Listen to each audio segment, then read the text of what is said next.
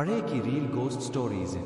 यह बात तब की है जब नवरात्रि की रात को मैं दोस्त के घर से लौट रहा था। तब मेरे साथ एक डरावना वाकया पेश आया था। यह बात नवरात्रि के समय की है।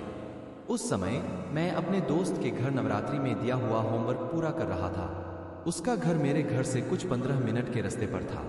नवरात्रि का समय था तो हर जगह नवरात्रि के भजन चल रहे थे और लोग भी काफी धूमधाम से माता रानी की भक्ति में मग्न थे। हम दोनों का होमवर्क पूरा हो गया। हमने एक दिन में ही पूरा होमवर्क कर लिया था। जिस समय हमारा होमवर्क पूरा हुआ उस समय रात के 11 बज रहे थे। पर मुझे इस बात से कोई फर्क नहीं पड़ता, क्योंकि पहले भी मैं उसके साथ इतनी रात तक रुका था। पर हर बार मैं उसके घर पर ही रात रुकता था।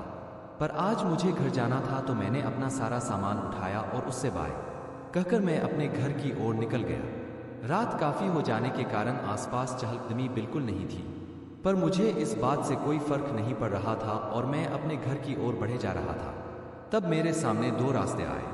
दोनों रास्ते मेरे घर की ओर जाते थे। एक रास्ता थोड़ा लंबा था और दूसरा रास्ता एक गली से होकर जाता था। मैंने जल्दी पहुंचने के लिए उस गली का रास्ता चुन लिया। वो एक सुनसान गली थी और वो एक ऐसी गली थी जिसमें लोग रात तो क्या सुबह भी मुश्किल से जाते थे। पर उस गली से मेरे घर तक पहुंचने का रास्ता काफी छोटा था, इसलिए मैंने ये गली वाला रास्ता चुना। उस गली में ज्यादा रोशनी नहीं थी, जिस कारण वहां पर थोड़ा थोड़ा अंधेरा भी था तो सही से दिखाई नहीं दे रहा था। पर फिर भी मैं आगे बढ़े जा रहा था। थोड़ी दूरी पर जाने पर मैंने देखा कि मेरे सामने कोई खड़ा है। वो जो कोई भी था सही से दिखाई तो नहीं दे रहा था, केवल उसकी धुंधली परछाई सी दिखाई दे रही थी। वो एक घर के कोने पर खड़ा था और उसका चेहरा मेरी ओर था। मतलब उसे पता था कि मैं उसके सामने हूं। वो जो कोई भी था काफी लंबा था और उसके सर पर मैंने दो बड़े बड़े सींग भी देखे। उसे देखकर मेरे पैर वही जमीन पर ही जम गए थे और मेरा शरीर डर से कांप रहा था। मैं समझ गया था कि यह कोई इंसान नहीं हो सकता बल्कि वो एक शैतान था। पर अजीब बात यह थी कि वो शैतान मेरे पास नहीं आया बल्कि वो दूर खड़ा होकर मेरी ओर ही देख रहा था। मैंने भी अपनी हिम्मत जुटाई और माता रानी का नाम लेकर मैं आगे बढ़ने लगा। पर न चाह कर भी मैं उसे देख रहा था।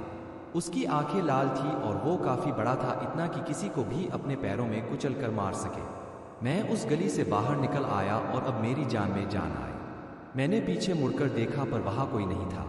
मैं तेजी से भागकर अपने घर लौट आया और अपने कमरे में जाकर सो गया। मुझे नहीं पता था कि वो क्या था, पर घर पर मैंने देखा कि मेरे गले में माँ दुर्गा का ताबीज था। शायद इसीलिए वो शैतान मेरे पास नहीं आ पा रहा था। मुझे मेरी दादी की भी बात याद आई कि त्योहारों पर अच्छी ताकतों के साथ बुरी ताकतें भी इस दुनिया में भटकती है।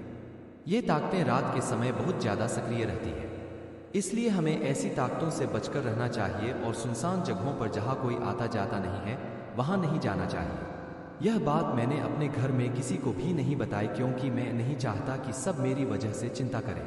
तो दोस्तों, यह थी कि समय की सच्ची गोस्ट स्टोरीज। इनमें आपकी प्रतिक्रिया हमें कमेंट कर बताएं।